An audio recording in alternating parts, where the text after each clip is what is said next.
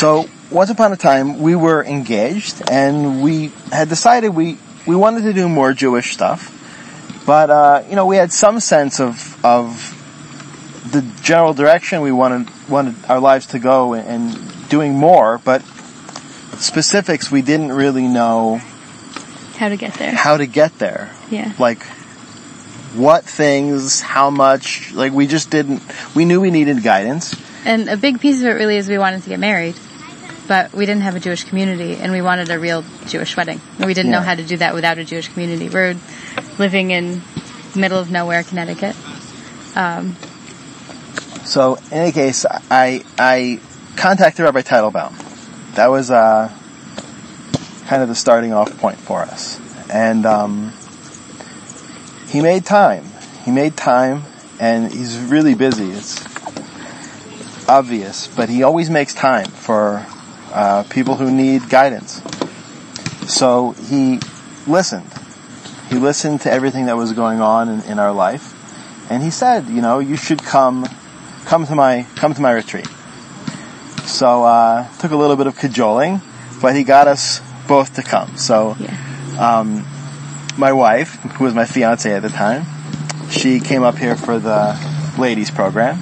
And we drove up together, and she got out of the car, and I drove back. And then 10 days later, I drove up here, she got in the car, I got out of the car, and she left me here. And,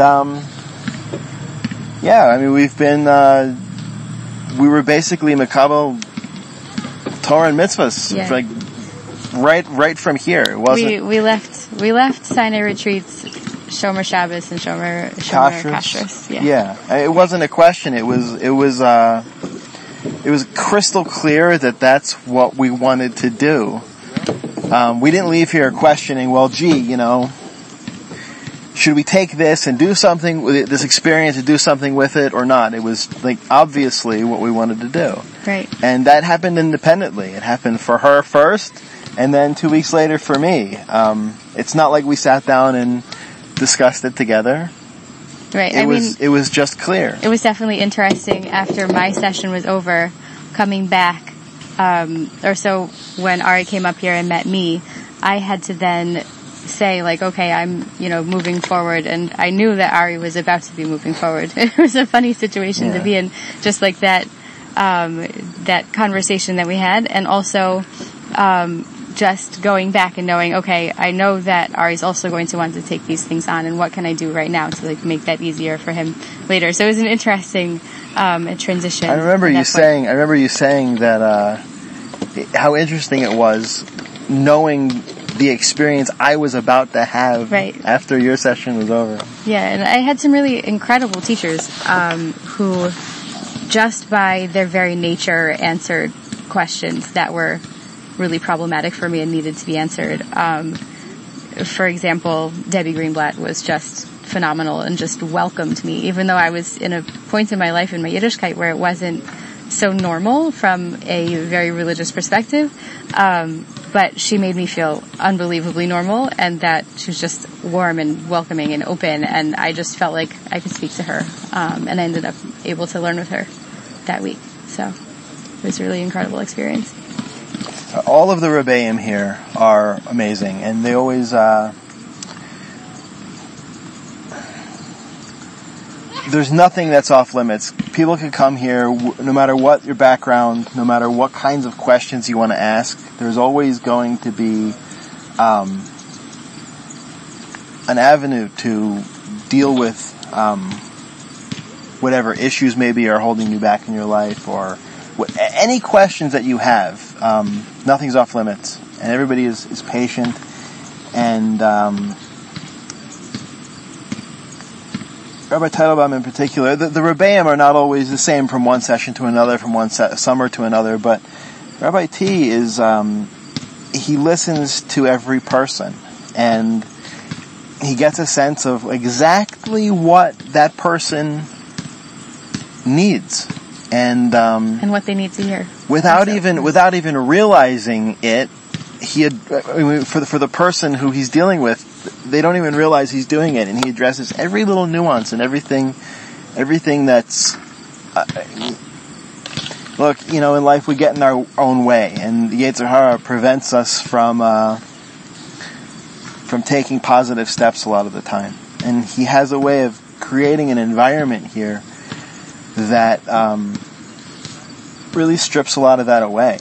And but stripping that away at the same point can be somewhat scary.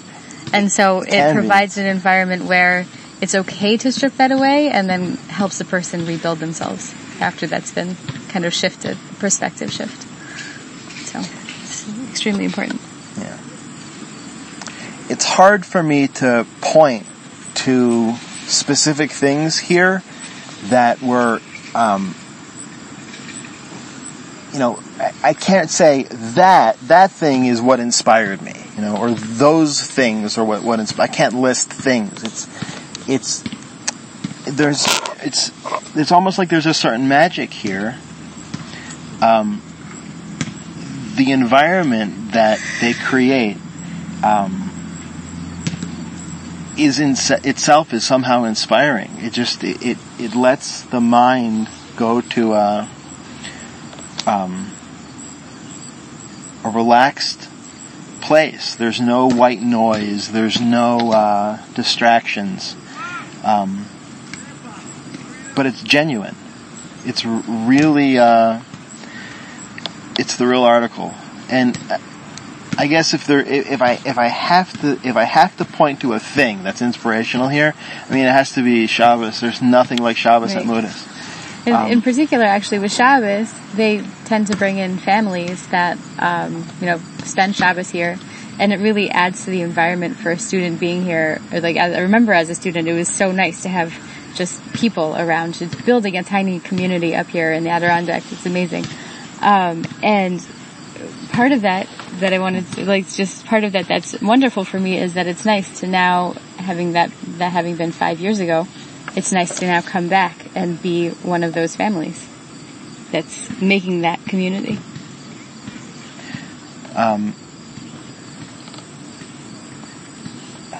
Did you want to say more about that? Shortly after we both came here, we got married, and then we went to Israel to learn. And again, Rabbi Teitelbaum helped us, sort of guided us along that whole process. And we couldn't wait to come back for Shabbos ourselves, Mm-hmm. And we've come back at least for one Shabbos every summer since we were here. I guess it's been 5 years, right? Yeah, 5 years. And last summer and this summer we spent even more time here. And having gone through the program, you're always welcome back. And when you come here, even 5 years later, it feels like home, and it feels so welcoming, like you never left. And, it's funny, I just said I can't point to particular things, but as soon as I said that, I started thinking of things. Shabbos is, whether you've ever experienced Shabbos or not, there's nothing like Shabbos at Mudas. Yeah. Sinai retreats, maybe we should be calling it. I don't know. There's nothing like Shabbos at Sinai retreats. It's indescribable. It has to be experienced, yeah. It has to be experienced. But yeah, the point, were you going to say more about that? No, go ahead. What was I going to say? Oh, the point about coming back year after year, it's really important to note, being Bali Teshuvah, it's so important and so valuable to have a place where one can come and kind of reconnect to the source of the thing that sparked the correct change, or a change in a Yiddish direction, however you want to say it.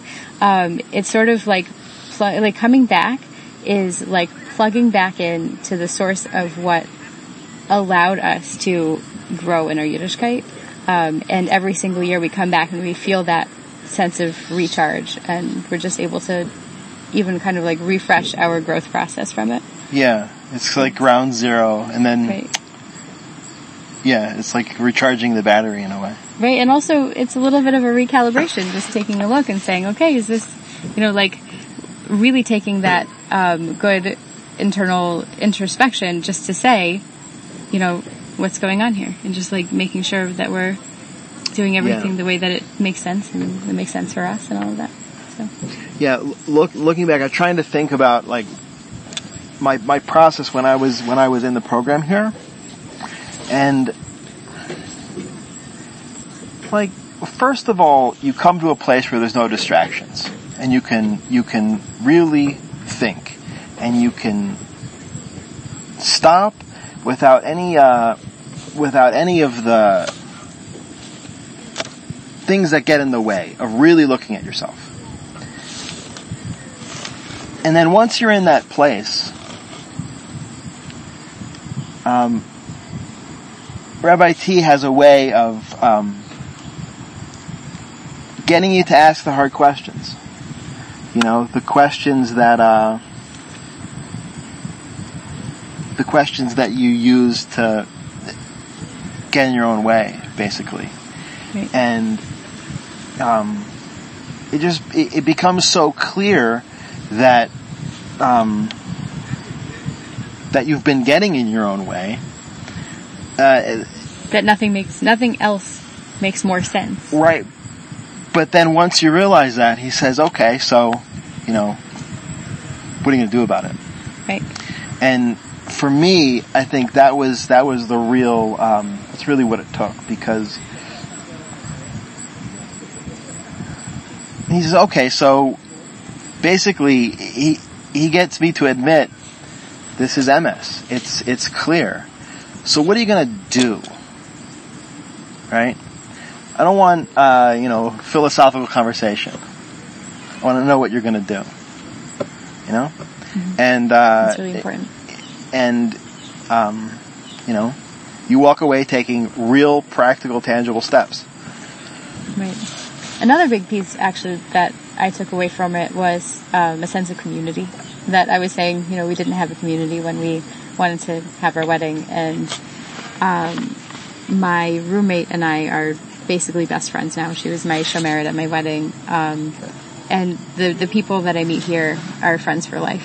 There's no way about it. Like, there's no other way to say that. The teachers, the rebbeim, the tutors, the other girls. It's just, it's just Rabbi family. T was Masader at our wedding, so. Right. Yeah. It's family. Yeah. You want to say what you're doing now? So, sure. Yeah, so, again, after we were in the program here, shortly after that we got married, and then we went to Eretz Yisrael to learn. We were both learning full-time for a year. Right, Chappelle's and Midrash Rakhel.